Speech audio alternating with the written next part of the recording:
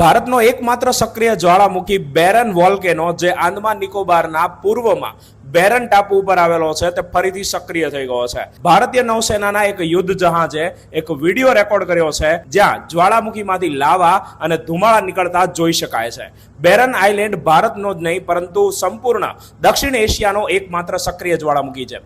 આ જ્વાળામુખી આ પહેલા 1991, 2005, 2017 અને 2022માં પણ સક્રિય થયો હતો. બેરન જ્વાળામુખી જે બેરન ટાપુ ઉપર સક્રિય છે ત્યાંથી આંદમાન નિકોબારની રાજધાની પોર્ટ બ્લેર 135 થી 140 કિલોમીટર દૂર છે.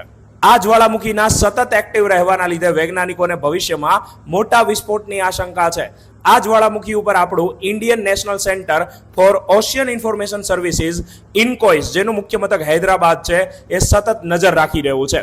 1999માં સ્થપાયેલ ઇન્કોઇસ ભારતની આપત્તિ વ્યવસ્થાપન વ્યૂહરચનામાં મુખ્ય ભૂમિકા ભજવે છે. આ ઇન્કોઇસ દ્વારા Indian tsunami early warning centre ITEWCની સ્થાપના 2007માં કરવામાં આવી હતી સુનામીની પ્રારંભિક ચેતવણી આપવા માટે.